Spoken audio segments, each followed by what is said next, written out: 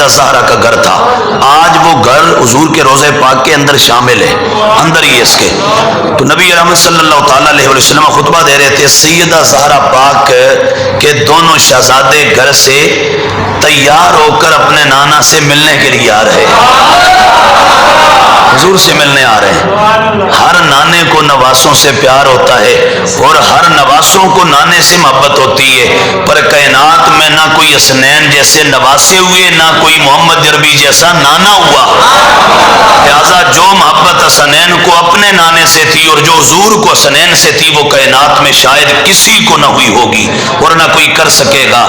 امام حسن و حسین دونوں مسجد نبوی شریف میں داخل ہوئے، حضور کی طرف آ رہے ہیں، اور حال یہ تھا کہ علیہما قمیصان احمران، دونوں نے اس دن سرخ جوڑے پہنے ہوئے تھے۔ امام حسن و حسین نے سرخ جوڑے زیب تن کر رکھے ہیں۔ سیدہ زہرا پاک ہر ماں اپنے بچوں کو نہلاتی ہے، دھلاتی ہے، صاف کرتی ہے، خوشبو لگاتی ہے، کپڑے پہناتی ہے، تیار کر کے پھر کوئی ماموں آئے، چچا آئے، تایا آئے، کوئی نانا آئے، نانی آئے، ان کی گود میں دیتے ہیں یا کہتے ہیں بیٹا اب جاؤ، ہر گھر میں ہوتا ہے۔ تو سیدہ زہرا پاک نے دونوں شہزادوں کو تیار کیا اور سرخ جوڑے ان کو پہنا کے دونوں حسن و حسین تو پھر اس عمر میں تھے کہ جب مسجد نبوی شریف میں آئے نا تو یمشیان و یاسران، چلتے ہوئے گر جاتے تھے، یعنی یہ بھی چھوٹے تھے۔ تو امام حسن بڑے 1 سال تقریباً، تو امام حسن چھوٹے، اب وہ چلتے پھر گر جاتے۔ نبی رحمت صلی اللہ تعالیٰ علیہ وسلم نے جب یہ دیکھا تو حضور کو یہ گوارا نہ ہوا کہ شہزادے یہ ان کو تکلیف ہو۔ نبی پاک علیہ السلام نے خطبہ ختم کر دیا، چھوڑ دیا، ادھر ہی روک دیا، روک کے حضور نیچے تشریف لائے، اور تشریف لا کے حضور آگے گئے، جا کے دونوں کو اٹھا کے لا کے حضور نے دونوں کے ایک روایت میں کہ سامنے بٹھایا اور ایک میں یہ کہ حضور نے دونوں کو اپنی گود میں بٹھایا، اور بٹھا کر نبی پاک علیہ السلام نے دونوں سے محبت فرمائی، اور محبت فرما کے حضور نے ساتھ یہ فرمایا کہ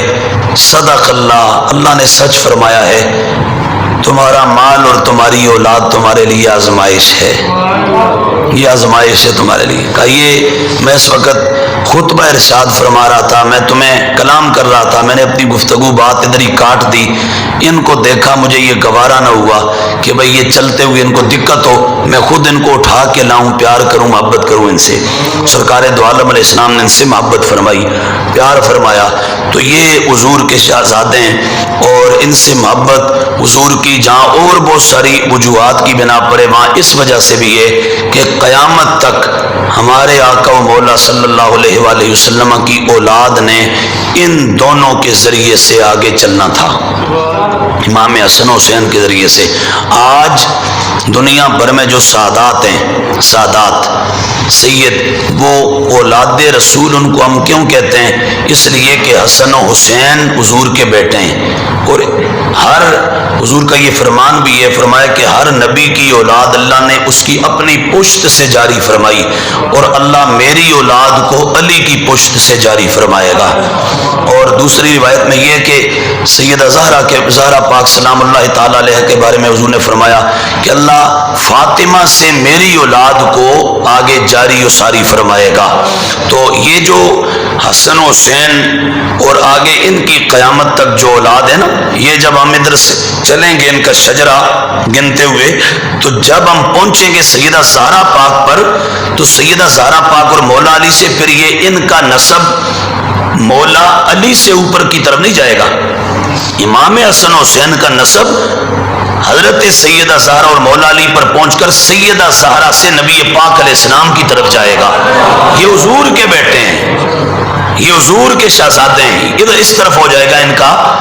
رشتہ اور ان کا جو تعلق اور نسبت۔ باقی مولا علی کرم اللہ تعالیٰ وجہ الکریم آپ نے شادیاں فرمائی، متعدد شادیاں آپ نے کی، ان سے بھی اولاد ہوئی۔ مولا علی کے تقریباً مجموعی طور پر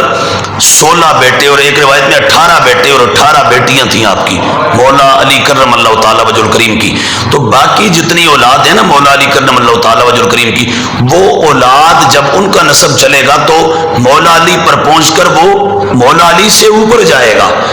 ان کا ادھر نہیں ہے، ان کا نسب ادھر نہیں جائے گا، ان کا ادھر جائے گا. یہ ایک دھرتی کے اوپر یہ اعزاز اور یہ شان اللہ نے ہمارے آقا و مولا کے تصدق سے صرف سیدہ زہرا پاک کو عطا فرمائی ہے کہ آپ کی قیامت تک کی اولاد کو اولاد رسول کہا جاتا ہے. حضور کی اولاد ہے اور ان سے نبی پاک علیہ السلام کی اولاد اور آپ کی ذریت قیامت تک چلی اور آج تک وہ موجود ہیں. اور سید حضور کی اولاد ہیں، ان کا ادب و احترام پوری امت پر فرض ہے سادات اعظام کا. اور اس میں بھی میں نے ابھی جمعے میں بھی کہا تھا، اب بھی کہہ دوں کہ سید سے مراد وہ سید کہ جو صحیح العقیدہ سنی ہو، جو سنی صحیح العقیدہ ہو، جو سید سنی صحیح العقیدہ ہو، اس سید کا ادب احترام تعظیم اور تکریم پوری امت پر فرض ہو، واجب ہے. اور اللہ معاف فرمائے اگر کوئی گستاخ رسول ہو جاتا ہے، کوئی جو وہ گستاخ صحابہ ہو جاتا ہے، گستاخ اہل بیت ہو جاتا ہے اور لکھواتا سید ہے اپنے نام کے ساتھ، تو ایسی صورت میں پھر اس کی سیادت قائم نہیں رہے گی اور اس کی سرداری پھر قائم نہیں رہے گی. یہ سید کا معنی سردار ہے اور سیادت کا معنی سرداری ہے. تو یہ سرداری تو ملی ہے نبی پاک علیہ السلام کی نسبت سے. اور اگر کوئی ایسا ہے کہ جس کا عقیدہ نبی رحمت صلی اللہ تعالی علیہ وآلہ وسلم کے عطا کردہ عقیدے کے مطابق نہیں، صحابہ اور اہل بیت کے عقیدے اور اعتقاد اور نظریے کے مطابق نہیں، تو ایسی صورت میں اس کا رشتہ ہی منقطع ہو جاتا ہے، اس کا نسب ہی ختم ہو جاتا ہے. اللہ کے پیغمبر حضرت نوح علیہ السلام کا بیٹا جب اپنے ابا جان اللہ کے نبی کے نقش قدم سے ہٹ گیا تھا اور اس نے اپنے بابا جان کی اتباع اور اطاعت اور فرمانبرداری نہ کی تھی، اور جب اس نے انکار کیا اور درست عقیدہ نہیں اپنایا تو قرآن میں اللہ نے فرمایا انہ لیس من اہلک، نوح یہ تیرا بیٹا ہی نہیں ہے، یہ تیرے گھر والوں میں سے نہیں ہے. اب وہ تو ڈائریکٹ اللہ کے نبی حضرت نوح کا بیٹا تھا، لیکن جب عقیدہ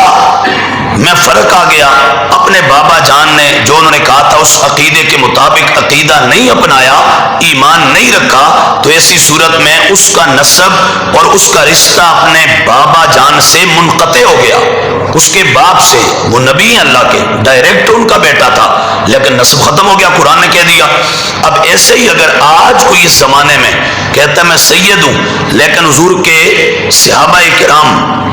علیہ رضوان میں سے کسی صحابی کی بے ادبی کرتا ہے، حضرت صدیق اکبر کے بارے میں عقیدہ صحیح نہیں، عمر کے بارے میں صحیح نہیں، عثمان کے بارے میں صحیح نہیں، یا کسی بھی صحابی کے بارے میں عقیدہ صحیح نہیں، تو ایسا شخص پھر اس کی عزت اور تعظیم بھی جاتی رہتی ہے اور وہ اپنی عزت اور تعظیم کو خود ضائع کرتا ہے، خود وہ اس کو کہہ لیں تباہ و برباد کرنے کا ذریعہ بنتا ہے. اس لیے ادب کریں گے پر اس سید کا، اس کا احترام فرض ہے کہ جو نبی پاک صلی اللہ علیہ وآلہ وسلم کے ارشادات کے مطابق قرآن و سنت کا جو درست عقیدہ ہے وہ عقیدہ رکھنے والا ہوگا. تو